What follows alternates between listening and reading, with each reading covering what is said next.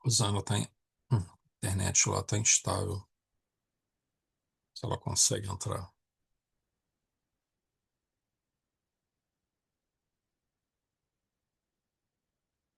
Não conseguiu ainda não.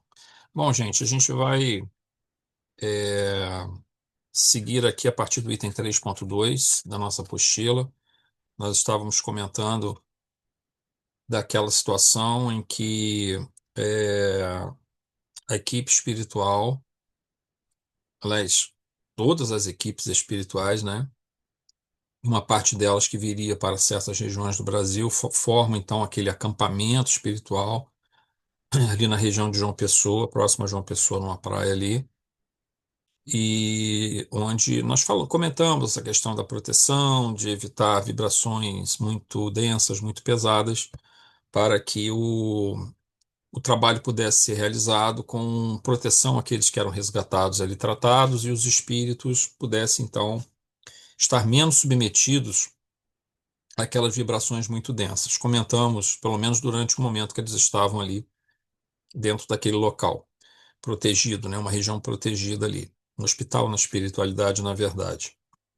E é claro que a gente vai dizer, ah, mas o espírito, quando vem à Terra, se ele se mantiver em oração, se ele, vamos dizer o caso, José Petitinga, Dr. Arquimedes, Manuel Filomeno, e tantos outros, se mantiverem o seu pensamento elevado, isso não vai atingir eles. Vejam, eles não atingem, mas isso desgasta o espírito, entendeu? Porque ele tem que estar o tempo todo dissolvendo esse material em torno dele, que é de uma densidade desproporcional já à condição dele. Então ele densifica um pouco o perispírito dele, por densificar o perispírito, para poder entrar nesse padrão nosso, ele acaba se ressentindo um pouco. Não é fácil, gente, para uma entidade vir à Terra. No caso deles, tudo bem, eles estão num plano ainda ligado à Terra, no plano assim, no plano astral da Terra, mas em região de vibração já mais afastada do centro da Terra propriamente, né? Quanto mais você se afasta, mais essa vibração densa diminui. Essa vibração pesada. A vibração mais pesada na Terra, ela está próxima à crosta mesmo terrena e para o interior da Terra. É onde se aglomera essa vibração mais densa, né? Ela segue meio que aqui, de certa forma, não é exatamente a mesma coisa, mas seria meio que um princípio gravitacional, assim. É por uma analogia só, tá? Seguiria mais ou menos a ideia de um princípio gravitacional, onde a matéria mais densa vai sendo atraída. Mas acontece que os gases mais leves sobem, né? Então, na verdade, a espiritualidade, como, por exemplo, que está em Nosso Lar, que está em Alvorada Nova, nessas colônias, elas não estão mergulhadas dentro do umbral, né? Elas estão numa região um pouco, elas estão em contato com o umbral, mas é um umbral também de um nível um pouco mais elevado, assim, vamos dizer dessa forma. Você tem vários níveis de umbral, você não tem só um umbral. Você tem umbral, assim, o baixíssimo umbral, aquela região de cavernas, regiões trevosas, e você tem regiões que os espíritos que estão ali não são tão inferiores, mas ainda também não têm condições de estar dentro de uma colônia espiritual. Mas já estão muito próximos aí. Então são gradações naturais sem nenhum problema.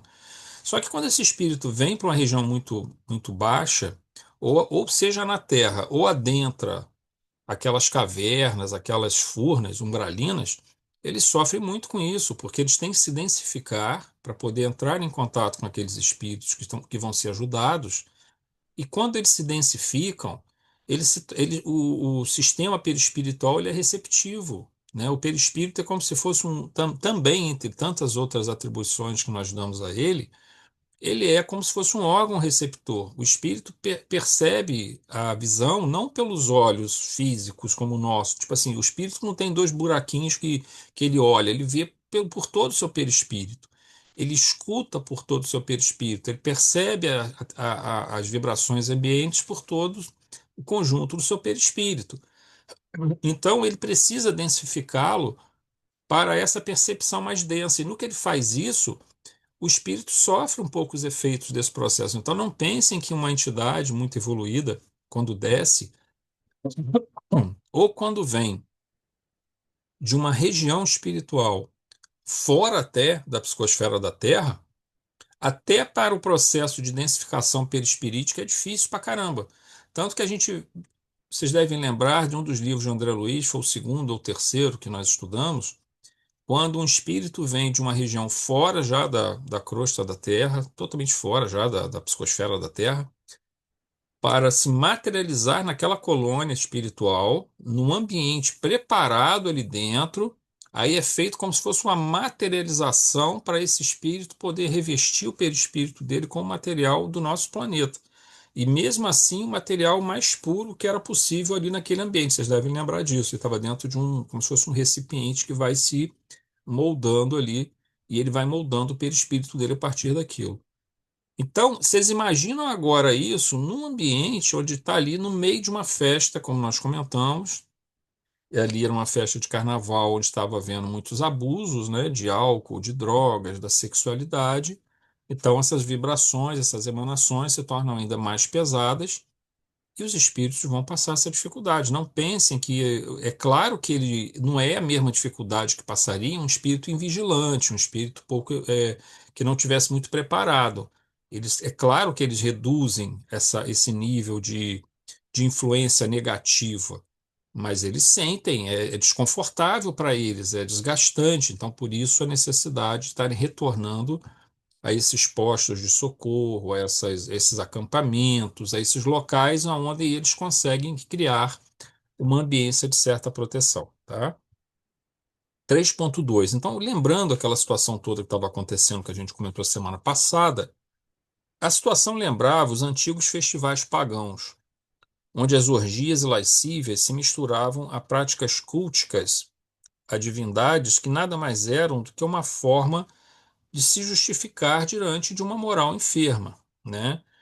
Se aquele Deus que eles cultuavam era um Deus, digamos, da bebida, vamos dar um exemplo, Baco, por exemplo, então vamos beber em homenagem a esse Deus. Se aquele Deus era um Deus ou uma deusa da lascívia, da sexualidade, vão praticar o sexo desenfreado em homenagem a essa deusa. Então, de certa forma, era uma maneira meio que também de, digamos assim, de dar vazão a isso com uma justificativa até, por incrível que pareça, religiosa, né?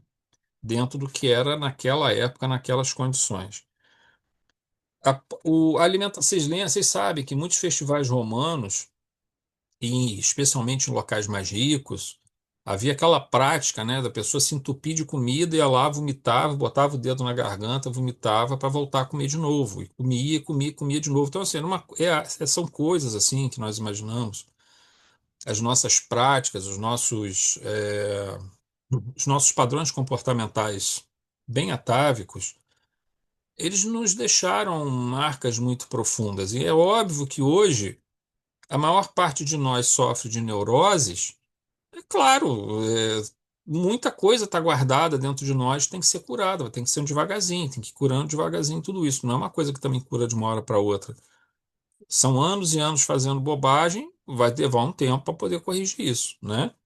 Então, o nosso passado mostra, quando a gente estuda, a gente recebe isso pelas informações mediúnicas, né? Pelas psicografias principalmente. Mas se nós olharmos a história e formos ler os livros, os padrões comportamentais, nós vamos ver todo esse processo na nossa frente ali colocado, confirmando tudo que os espíritos, no sentido comportamental, tudo que os espíritos estavam nos explicando.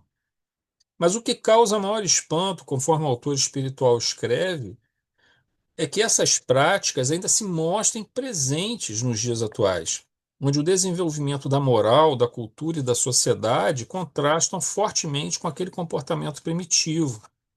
Então, quando a gente vê esse comportamento primitivo se repetindo, em alguns casos, igualzinho ao que se fazia no passado, ou muito próximo do que se fazia no passado, nos dias atuais. Aí você vai dizer assim, pô, mas não é possível, tem que ter ocorrido algum nível de evolução moral, porque a evolução intelectual aconteceu. Isso a gente não tem nenhuma dúvida. A estrutura social ela evoluiu, a estrutura cognitiva nossa aumentou muito, mas a nossa estrutura moral também aumentou. Não tanto, ela aumentou menos, mas aumentou, né?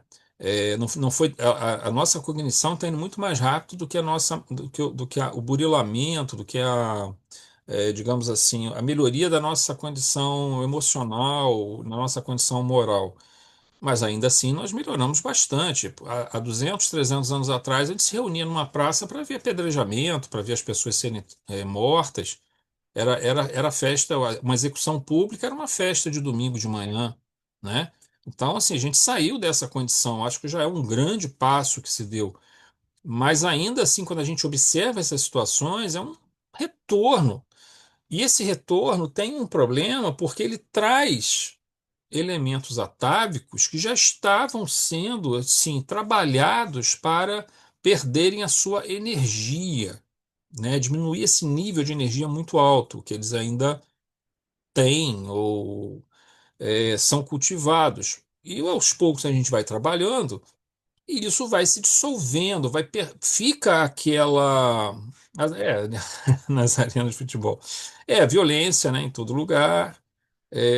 E tudo isso vai, digamos assim, perdendo a força com o passar do tempo. Eu costumo dizer o seguinte: quando a gente olha para o nosso passado, se nós fizéssemos uma regressão de memória e olhássemos as 10, 15, 20 reencarnações para trás, se nós chegamos a um ponto do passado onde nós cometemos transgressões, porém nós já superamos tudo isso, e nós já não realizamos mais isso, e nós já temos uma forma totalmente diferente de entender essa situação, e entendemos também que indivíduos se deixem levar por isso, mas que não é o correto, a gente não é tão afetado. A gente, obviamente, não gosta daquilo que vê, mas é uma memória e faz parte da nossa existência, e quanto mais a gente evoluir, menos aquilo vai nos incomodar, porque a gente vai entender que tudo aquilo fez parte de um processo. Mas se eu faço essa regressão e chego lá atrás, a Valéria Soares está falando aqui do apedrejamento feito na internet. O apedrejamento na internet, os haters, aquela coisa toda, de certa forma, um indivíduo em frente a um computador se comportando como se comportaria há 500, 600 mil anos atrás, né? Não com a mesma intensidade, porque não há um movimento físico, né? Mas é uma gritaria, é um pensamento de raiva transbordando. A internet é um termômetro bom para a gente entender isso.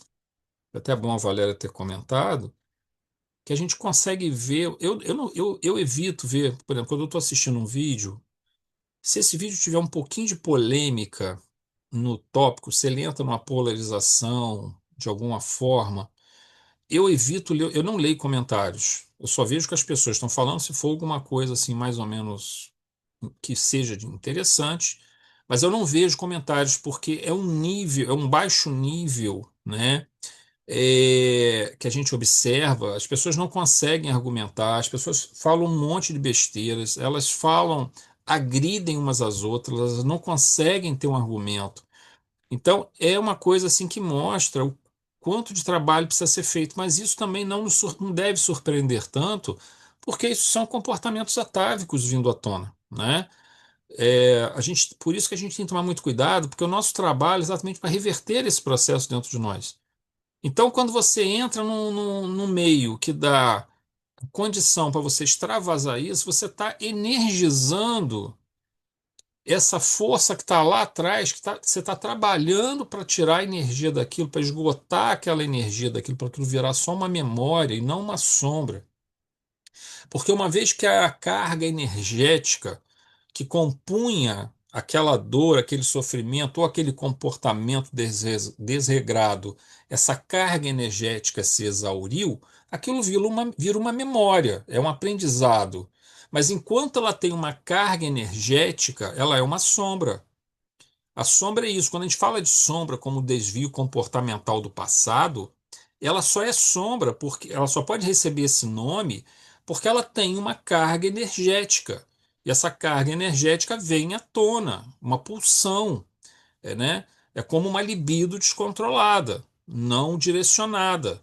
Então, toda essa carga energética associada a um desregramento comportamental, seja ele cognitivo, seja ele emocional, enquanto essa energia está ali dentro, deletéria, ela tem que ser esgotada, ou ela tem que ser modificada, essa energia tem que ser jogada para uma outra forma de proceder.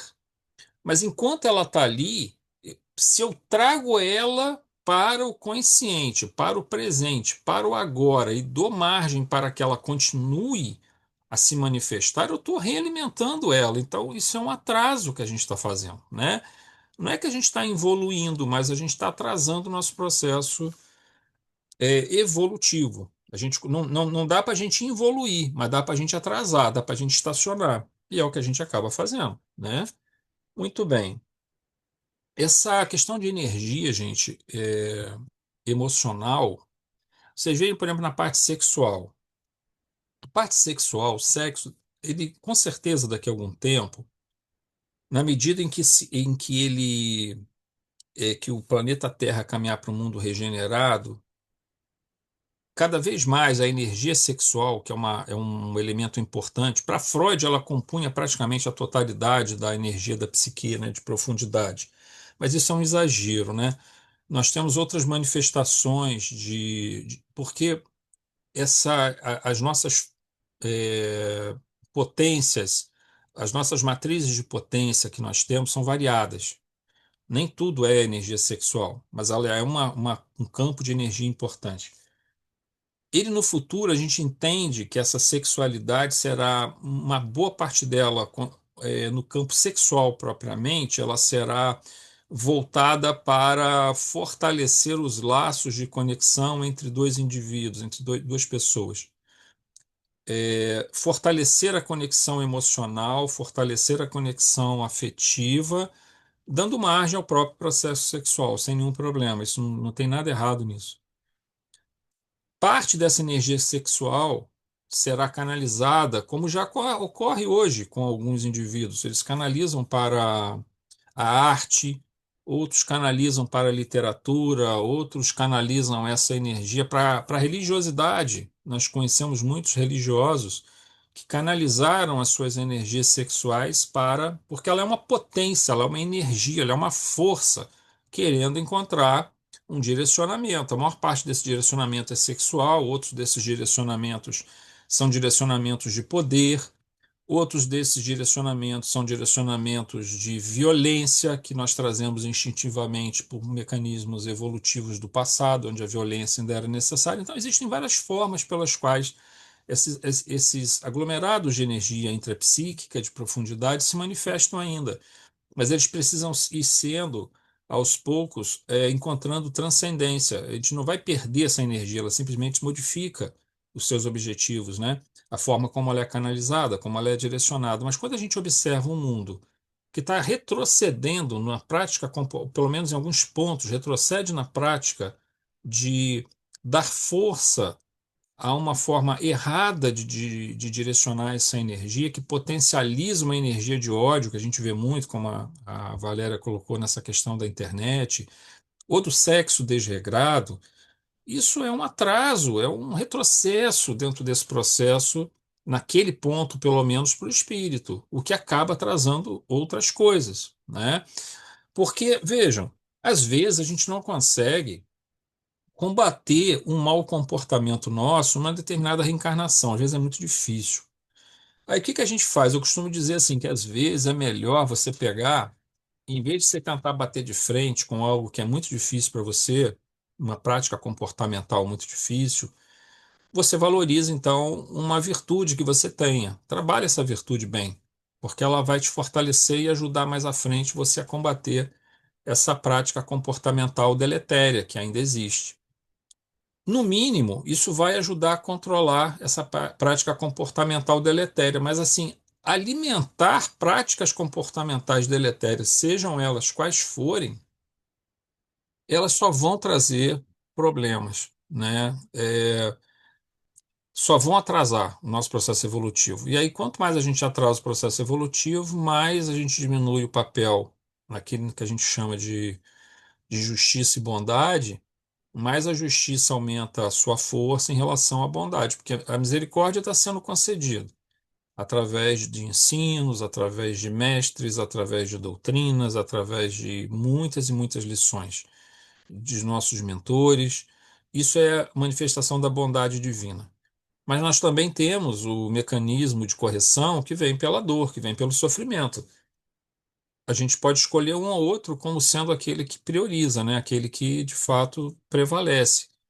E aí, quando faz esse tipo de escolhas, como a gente está vendo aqui na narrativa desse capítulo, obviamente que a justiça vai acabar prevalecendo no sentido muito mais da dor, o que não é que inadequado, é indesejável, seria indesejável, assim, para a gente, porque por que que eu vou sentir dor, querer sofrer, se eu posso fazer o mesmo caminho sem isso, né? Então não é uma coisa muito inteligente. 3.4. Quando pela manhã estivesse terminada a loucura coletiva, mente e corpo estariam exaustos e, ao mesmo tempo, novamente sedentos dos excessos do dia anterior. Obsessores acoplados a muitos desses foliões os estimularão o retorno às mesmas festas, as consequências, de certa forma, anestesiadas após os excessos de toda ordem não terão, enquanto durar aquele período, a força necessária para opor resistência a novos e graves equívocos comportamentais. Enquanto você está sob a ação de um ambiente que é basicamente um ambiente permissivo, é muito difícil você conseguir lutar contra aquilo. Por exemplo, eu estou querendo parar de beber. Eu tenho um problema com o vício do álcool. Aí estou me esforçando. Aí vou me juntar aos meus amigos que são todos alcoólatras, ou todos bebem. Não vai conseguir largar o álcool. Entendeu? Não vai conseguir largar o álcool. Porque você precisa modelar o teu ambiente também. Você precisa ajudar. Assim, a gente quando fala, eu vou tomar uma decisão de fazer uma determinada coisa, eu tenho força de vontade. Sim, a gente tem força de vontade, a gente tem a vontade, que é um dos componentes da psique. Mas é preciso levar em conta que o ambiente nos condiciona muito. A gente ficar lutando contra uma coisa, você vai querer. Imagina só, você é uma pessoa que luta contra a obesidade, trabalha numa fábrica de chocolate, é doido por chocolate, não tem como, né, cara? Como é que você vai fazer? Então, assim, você tem que modelar o teu ambiente. Ou se o que que eu falo de modelar o ambiente? Encontrar o ambiente, tentar mudar o ambiente para que ele te ajude. Reforce aquilo que você está buscando. E não lute, e não te prejudique naquilo que você está buscando, né? Esse é um ponto importante que é estudado também no campo do behaviorismo. Eu não gosto muito do behaviorismo, em termos de psicologia, porque ele é extremamente materialista. Mas, por exemplo, a terapia cognitivo-comportamental, ela veio do behaviorismo, apesar dela ser bem instrumentalista, que a gente chama, ela não tem assim uma filosofia muito forte por trás disso, mas ela tem uma técnica muito efetiva, e isso é muito importante também. Então, o TCC a gente entende nesse sentido, por isso que ele traz muito do behaviorismo, seria behavior, seria comportamento em inglês, né? Então, ele traz do behaviorismo essa questão de modelagem de ambiente. Modelar o ambiente para poder você não se expor a situações que estimulam uma coisa que você está tentando vencer, que você está tentando abandonar, né? A gente tem que trabalhar dessa forma. No 3.5, lembremos que muitas dessas formas mais primitivas e materializadas de extravasar as emoções são, ao longo de nossa evolução, modificadas e levadas a níveis cada vez mais profundos do subconsciente. Ela vai descendo, tá? À medida que evoluímos, diminuindo com isso a influência no dia a dia e dando possibilidades para que o cultivo de novos e enobrecedores comportamentos venham aos poucos a extinguir toda a energia, toda a carga energética que compõe essas matrizes psíquicas mais primitivas nossas, tá, gente? Nós temos matrizes psíquicas muito primitivas. Por quê? Porque se a gente vem lá das estruturas mais atávicas, se nós já fomos animais, né? Ou seja, se nós já tivemos esse componente animal na nossa própria constituição, e mesmo quando nós ensaiamos a nossa jornada humana, ou melhor, na nossa jornada humanoide, né? Ou de hominídeos, numa condição intermediária, que a gente tem através dos fósseis, né? De Homo erectus, Homo habilis, homem de Java, homem de Neandertal aí mais recente, né? Mas se você pegar o Homo habilis, o Homo erectus, nós estamos falando de 1, 2 milhões de anos atrás, nós éramos muito primitivos. Isso tudo está lá guardado dentro de nós, mas ele cumpriu o seu papel. Então ele está num nível de profundidade muito grande e não há o que mexer nele.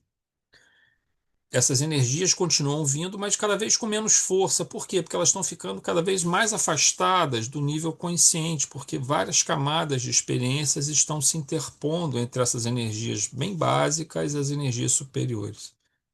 Mas quando a gente começa a trazer à tona repetir o comportamento de 1.000, 2.000, 3.000 anos atrás, a gente dá força para que essa energia torne de novo a ter interferência. Então, estamos fazendo ela subir de nível, para ela subir a níveis mais elevados, mais próximos do nível consciente. E aí a gente está criando uma dificuldade desnecessária, né? Muito bem. É, Mas, ocorrendo em tais festejos, o convite e até mesmo o esforço para trazer à tona essas matrizes, essas, ao chegarem ao nível consciente, não encontrarão a resistência adequada. Até porque o indivíduo está bebendo, está se drogando ou ele está influenciado pela multidão. Então, esse comportamento de manada, né, é um comportamento que acaba levando o indivíduo a fazer muita bobagem que ele não faria se ele estivesse, por exemplo, sozinho, né? A gente sabe disso. Reforçaríamos a capacidade dessas matrizes e aumentaríamos essa sombra com prejuízos significativos para o processo evolutivo da criatura. A gente sabe que 1 minuto, 5 minutos de uma besteira que a gente faça pode prejudicar anos de nossas vidas, anos de nossas vidas, por causa de não ter parado para pensar, de não ter parado para refletir. Você pode, por exemplo, matar uma pessoa e parar aí 10, 15 anos na cadeia. Olha só, por causa de 5, 10 minutos. Porque é claro que não são só os 5, 10 minutos, né? Tem uma história para trás que dá o suporte a isso, mas essa história para trás deveria estar sendo trabalhada, né? Para que isso não viesse à tona. Então, fica fácil vir à tona esses momentos de descontrole que levam a consequências totalmente fora de proporcionalidade, mas a gente também tem que ver que o que está para trás não foi trabalhado. E exatamente por saber a força disso que está para trás, desses elementos, dessas matrizes psíquicas, é que a gente tem que também ser muito indulgentes conosco também nesse sentido. O que que eu chamo assim de ser indulgente? É da gente também aprender a se perdoar, da gente também aprender a entender que as nossas lutas, aí você fala, mas eu estou tentando, eu não consigo, eu estou tentando, calma, calma. A gente vai conseguir. É que levou muito tempo para essa energia se acumular dentro de nós. Foram muitas repetições dos mesmos equívocos. Agora é preciso trabalhar o sentido oposto durante muito tempo para esgotar essas energias, né?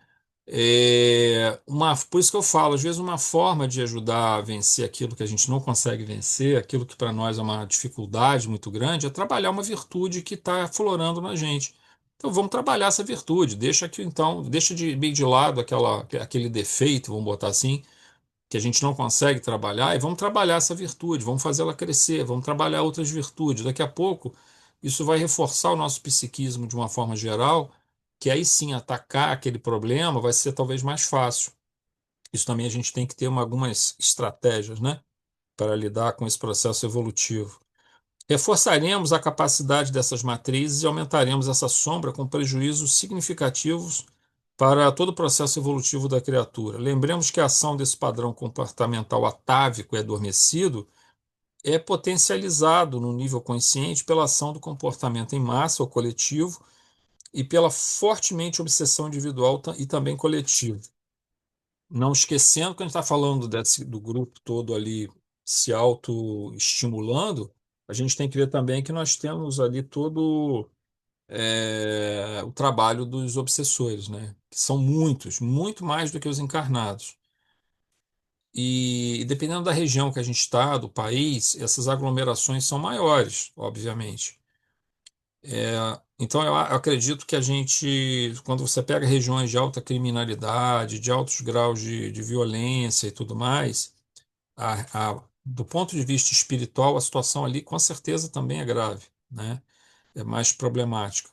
Regiões que já estão pelo menos um pouco mais socialmente mais ajustadas, tendem a diminuir um pouquinho.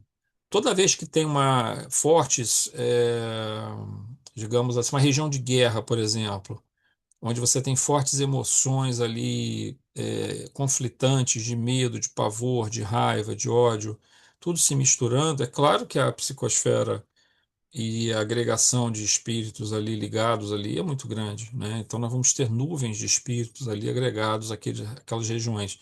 E às vezes vamos ter uma outra região que está pacificada, uma região que o pessoal está mais equilibrado socialmente, tudo mais, você vai ter menos pressão dessas entidades nesses locais, né? Quem que poderia ler para a gente finalizar esse capítulo, gente? É muito difícil no momento estancar-se a onda crescente. Até o finalzinho do capítulo aqui.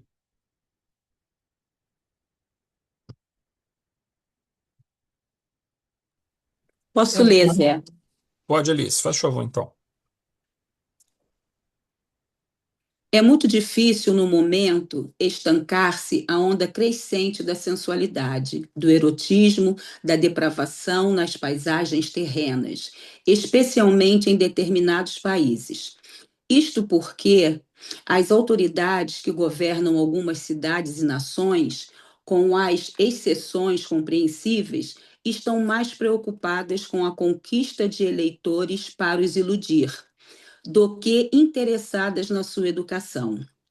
A educação que liberta da ignorância desperta para o dever e a conscientização das massas, não sendo de valor para esses governantes. Porque se o povo fosse esclarecido, os desapeava do poder de que desfrutam, em face da claridade mental e do discernimento.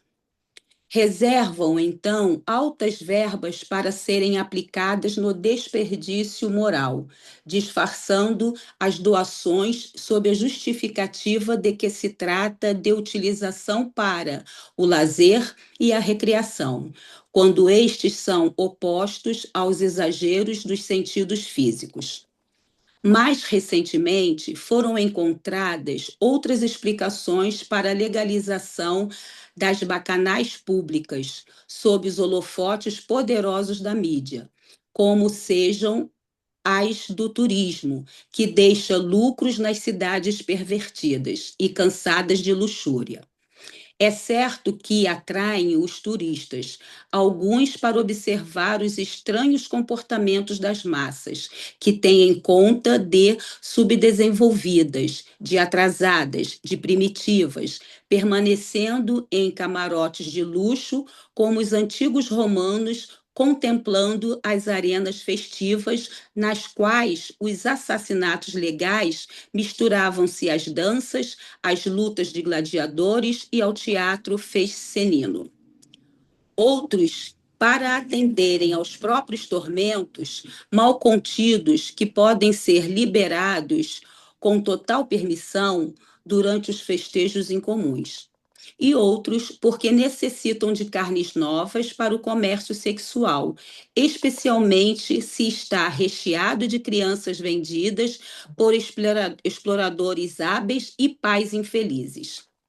Por outro lado, os veículos de informação de massa exaltam o corpo, fomentam as paixões sensoriais, induzindo as novas gerações e os adultos frustrados ao deboche, ao fetiche das sensações, transformando a sociedade em um grande lugar, em um grande lupanar.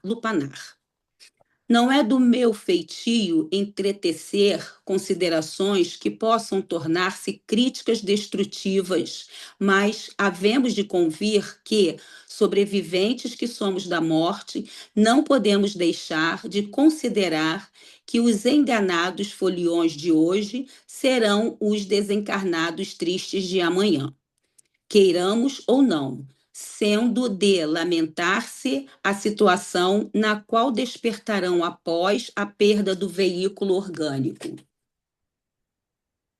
Só a educação em outras bases, quando a ética e a moral renascerem no organismo social, irá demonstrar que para ser feliz e para recriar-se não se torna imperioso o vilipêndio do ser, nem a sua desintegração num dia, esquecendo-se da sua eternidade.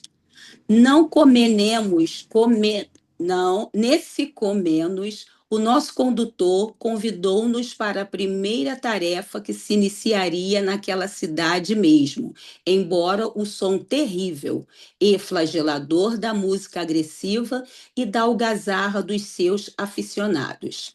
Sigamos a residência de um dos nossos amigos, convidou-nos, que trouxe a tarefa de restaurar o pensamento de Jesus na atualidade e, no entanto, encontra-se experimentando grave e perigoso transe mental. Tudo bem, obrigado, Ulisses. No capítulo, a partir da semana que vem, já começa o primeiro socorro a, a um espírito que veio à Terra. Ele fala aqui com a tarefa eh, de restaurar o pensamento de Jesus na atualidade, ou seja, ele tinha uma missão no campo do Evangelho, está totalmente desorientado, totalmente em processo de descaminho, né, na vida. Bom, o item 4.1. Petitinga traça uma série de considerações que mostra a irresponsabilidade na atitude de governantes, políticos e administradores que estimulam tais festejos com grandes investimentos que poderiam e deveriam ser destinados a finalidades mais nobres, como a educação, relembrando a prática dos antigos governantes romanos do panis et circenses, uma expressão latina que designa a política de distribuir alimentos, o pão, e oferecer entretenimento, o circo. É igual se hoje em dia, né, cara? Você chega hoje em dia, é a mesma coisa, é o panis et circenses, né, cara? Exatamente a mesma, continua o panis et circenses aí. É pão e circo, aí chega na eleição, o camarada ganha a eleição de novo, o povo vota no camarada, o camarada explora a população por mais 4 anos e volta de novo. É um círculo de certa forma, como é que a gente pode dizer? de, re, é, de looping, né? Uma coisa realimenta a outra. É simbiose. Uma simbiose que acaba acontecendo. É, então, assim, essa situação, mas o que que acontece? A gente tem que quebrar isso em algum ponto, né? Porque eu não tenho como mudar a população pela educação se o governante não investe nela. Eu não tenho como mudar o governante se a população continua iludida porque não tem uma educação adequada. Então, a gente não consegue ver aonde eu quebro esse processo. Bom, aí você vai dizer, mas tem que votar com consciência e tal. Sim, claro, vai votar com consciência e tudo mais. Mas para nós espíritas, só tem uma coisa a ser feita, tá? Dentro da nossa posição, como a gente contribui com isso? Procurando ser melhores, procurando nos fortalecer espiritualmente, num mundo onde eu acho que a gente tem uma possibilidade de compartilhar com as pessoas valores que nos são trazidos, não só desde a codificação, mas são valores que vêm sendo trazidos pela espiritualidade ao longo de milênios, milênios. Se nós pegarmos lá os tratados dos filósofos gregos, pegarmos os tratados dos místicos hindus, de Lao Tse, de Siddhartha Gautama, dos profetas hebreus, em todo lugar que a gente for olhar, a gente vai ver, aí chega Jesus, né? Prepara o caminho, chega Jesus. Ele traz isso de uma forma extremamente intensiva, né? Essa maneira. Então, a gente, na verdade, nós estamos colhendo frutos de irmãos que semearam com muita dificuldade antes de nós, né? E que passaram muitas dificuldades para isso, se sacrificaram aqui na Terra ou vieram de regiões astrais mais elevadas e nos deixaram um caminho. Esse caminho para nós a gente pode se modificar muito, ajudar os outros também e ajudar o próprio movimento do Evangelho e da doutrina, difundindo esses valores na casa espírita, junto aos nossos companheiros, junto aos nossos colegas, tentando aconselhar, tentando diminuir as frustrações, tentando dar orientação. E uma casa espírita tem um potencial muito grande, por exemplo, lá em Valença, tem o Lar Meimei, que eu faço de vez em quando palestra lá, assim, faço de vez em quando, são umas 3 vezes por ano, mais ou menos. Eles ficam até num bairro um pouco mais afastado lá de Valença, e eles têm um educandário, eu acho que estão com mais 50 crianças nesse educandário lá. E com certeza esse trabalho vai ajudar muito essas crianças, né? É um trabalho feito dentro da casa espírita, eles fazem isso com arrecadação de óleo reciclado, né? Óleo de cozinha, e esse óleo de cozinha ele é transformado num subproduto para ser usado depois como óleo de caldeira e é vendido, então com essa renda eles conseguem fazer esse trabalho. E tem todo o trabalho espiritual que ali é feito. E tem outras casas espíritas que vão trabalhando de outras formas, por exemplo. Se você pega uma casa espírita cujo trabalho, o foco dele é a desobsessão, também está fazendo um trabalho maravilhoso, porque quando você tira esse excesso de desorientação da região mais próxima nossa, as influências espirituais diminuem também. Isso é um elemento muito importante que a gente não pode desconsiderar.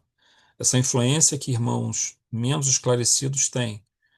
É tudo bem, tá certo que há uma troca, né, também uma simbiose aqui dentro desse processo em que nós, às vezes, gostamos de ter a presença desses irmãos menos esclarecidos, porque eles reforçam em nós aquilo, certos gostos que nós não deveríamos mais ter, mas eles reforçam e nós queremos, que nós damos a eles a oportunidade deles se beneficiarem desses gostos, porque eles não têm mais um corpo físico. Mas se ao mesmo tempo você começa a fazer um trabalho de doutrinar, de ajudar, de tirar eles dessa situação, não a gente, é claro, mas assim, a gente se junta a um trabalho que a maior parte dele é feito na espiritualidade, mas a gente deve entender que o trabalho de desobsessão, por exemplo, ele produz vamos dizer assim, principalmente através do choque anímico, da possibilidade de você conversar com o espírito, que às vezes ele não ouve bem a entidade superior, porque ele tem dificuldade para isso, então ele ter pelo menos um primeiro contato na mesa mediúnica ou em qualquer local onde haja uma receptividade, mesmo que a pessoa não acredite em espíritos, mas haja uma receptividade no sentido de fazer o bem, né? Uma forma de conexão com o mais alto e de fazer o bem, essas pessoas vão ser usadas sem saber para estar ajudando nesse choque anímico a essas entidades. Também é um trabalho importantíssimo. E nós temos agora uma ferramenta extraordinária que é a internet. Eu não digo só a internet no sentido, por exemplo, que nem aqui no Zoom, de estudos, apesar que eu acho que é um mecanismo, é um caminho importantíssimo, porque a gente pode alcançar pessoas em muitos lugares. Mas eu vejo também as redes sociais, por exemplo, o WhatsApp. Você pode estar conversando com muitas pessoas e trocando ideias, ao mesmo tempo também ajudando pessoas em momentos difíceis, e tudo isso vai colaborar para esse processo de mudança. Então, a gente está mudando a nós mesmos, mas também distribuindo um pouquinho dessa mudança que a gente conseguiu, também disponibilizando, compartilhando com outras pessoas.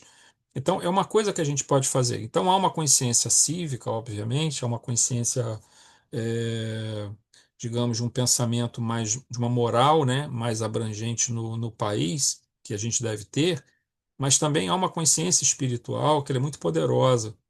E um indivíduo é capaz de produzir mudanças impressionantes. A gente vê, por exemplo, a obra do Divaldo lá na Bahia, olha quantas pessoas foram beneficiadas e continuam sendo beneficiadas, né, no trabalho da Mansão do Caminho. Eu me lembro que eu vi na televisão já tem alguns anos. Quer dizer, foi um exemplo entre milhares, né, de um padeiro que a família dele não tinha, era um órfão, né, foi adotado pelo Divaldo.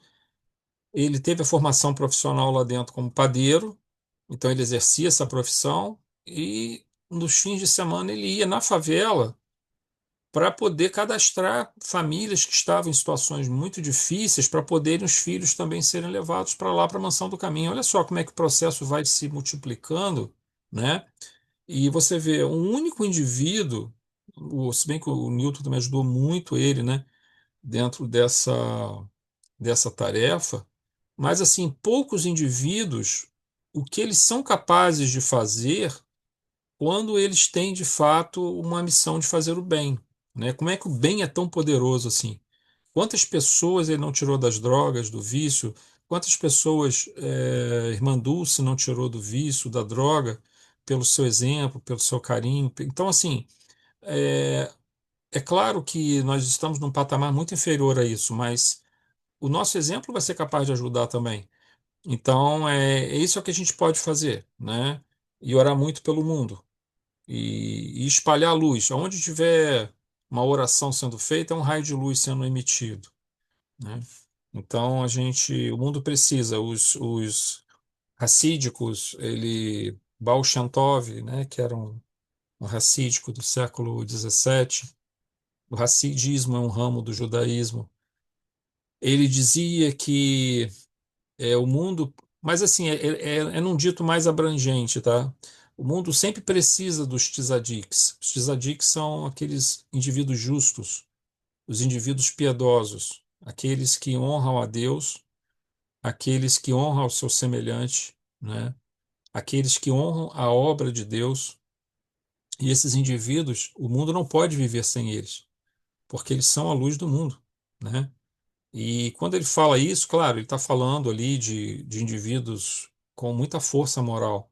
Mas se nós pegarmos várias pessoas que estão tentando se modificar, elas também, o somatório delas também vai dar meio que um tzadik, vai dar um indivíduo de uma grande força moral. Então eu acho que isso é o que nós podemos fazer, né? Dentro das nossas, e devemos fazer dentro das nossas possibilidades, né? Então a gente continua aqui no item 4.1.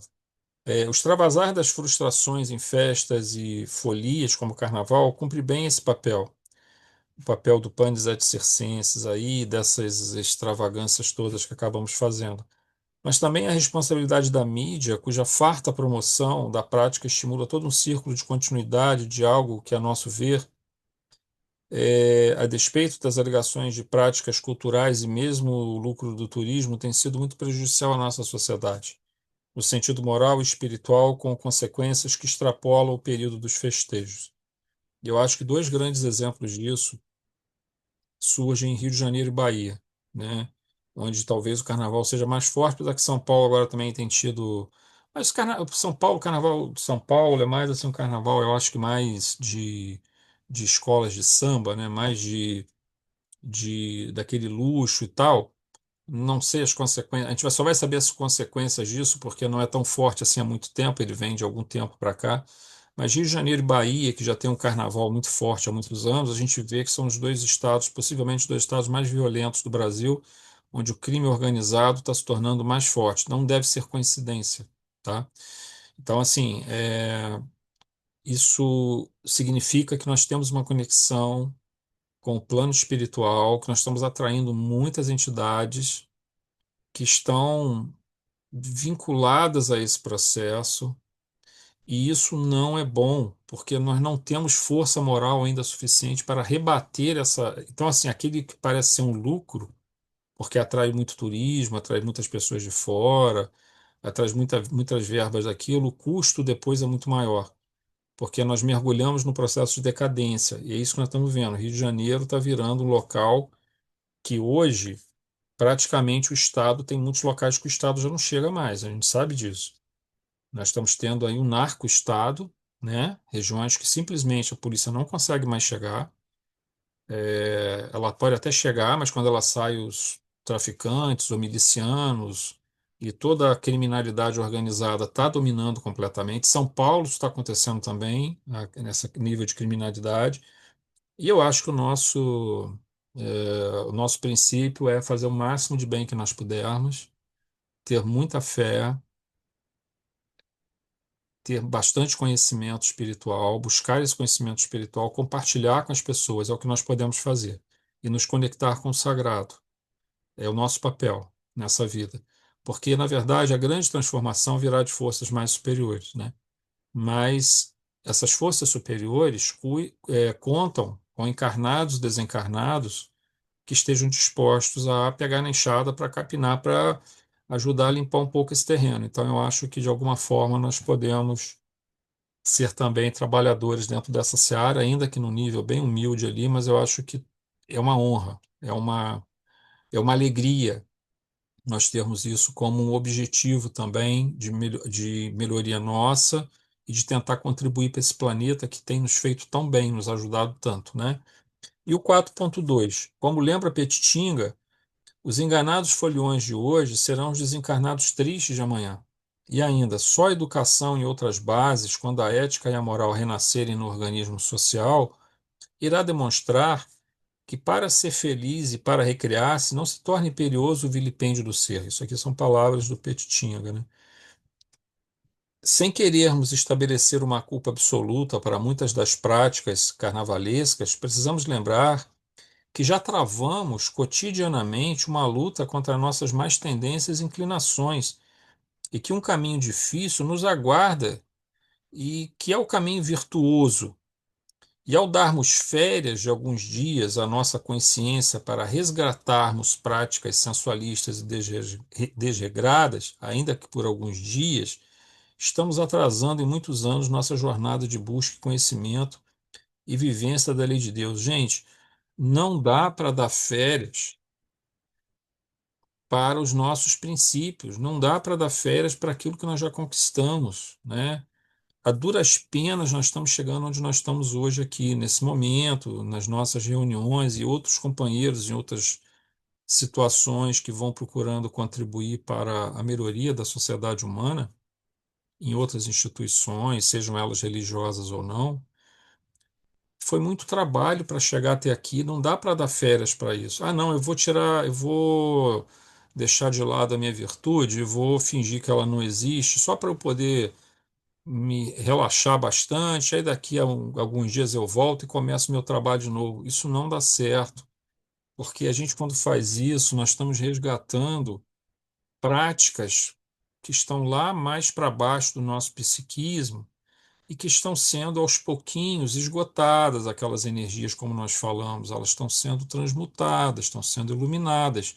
Aí a gente vai e joga a força nelas toda de novo. Aí a gente, todo aquele trabalho, aí esses 4 dias que a gente fez isso, e poderiam, nós estamos dando exemplo do carnaval, mas poderia ser qualquer outra situação, tá? A gente vai precisar de muito mais para, de novo, colocar as coisas no lugar, né? Então, assim, como nós falamos, 5 minutos de um ato impensado podem levar anos para você ter que, que refazer aquilo, né? Para que você ter que reconstruir uma vida. Às vezes, uma mulher ou um homem 10 minutos de um desequilíbrio sexual, vai lá, trai o companheiro ou a companheira e põe a perder um casamento de vários anos, e põe a perder a família, põe a perder tudo isso. Quer dizer, destrói uma coisa que é uma construção tão sublime por um ato de insensatez que não conseguiu controlar. Em 10, 15, 20 minutos, 1 hora, não vai ser em 1 hora que vai resolver, não. Depois que fez a besteira, vai levar muito tempo para resolver isso.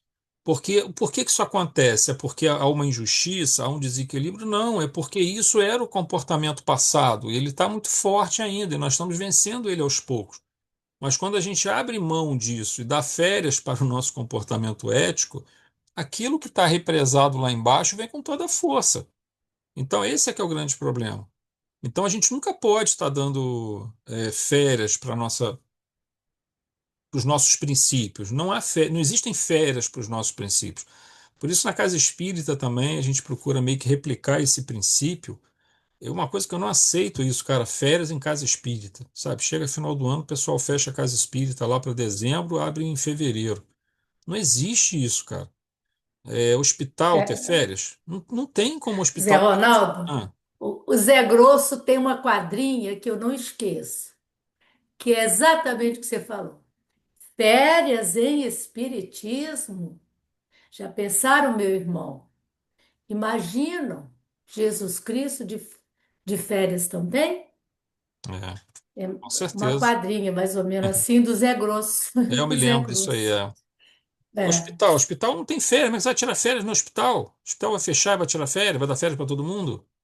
Não dá. A casa espírita é um hospital espiritual, gente. Para encarnados e desencarnados. Não tem como dar férias, né? Então, da mesma forma acontece com a gente, né? A gente fala assim, vigilância e oração sempre. É vigilância e oração sempre mesmo, né? Porque a gente está o tempo todo apanhando muito. muitos problemas que afetam todos nós. E a gente não pode dar bobeira nisso, não podemos dar bobeira. Esse livro vem chamar muita atenção para esse processo. Aí a gente vai começar a ver agora, a partir do capítulo que vem, exatamente as pessoas que vieram com uma determinada tarefa e por desvios no meio do caminho, por essas falhas nos mecanismos de virtudes que eles tinham, de conhecimentos, de preparação que fizeram, abriram brechas porque exatamente a virtude que eles iam praticar era a cura dos elementos passados que estavam ali para serem curados, né? No momento em que você abre mão dessa virtude e dá férias aos seus princípios, esses elementos deletérios vão encontrar campo livre no seu psiquismo para virem à tona. E aí a situação, obviamente, não fica nada fácil, né? Muito bem, gente. Algum comentário antes da gente terminar? Nós vamos fazer a nossa oração de encerramento. Tudo Não é tranquilo? sobre estudo, não, mas eu não comprei o livro Subliminar, mas eu comprei Em Busca do Sentido. Ah, muito bom, Valério. É, Você não tinha lido ainda, Subliminar, não, né? ainda não. Pô, é maravilhoso, cara. É. Você vai adorar. Show de bola. Então, gente, nós vamos fazer a nossa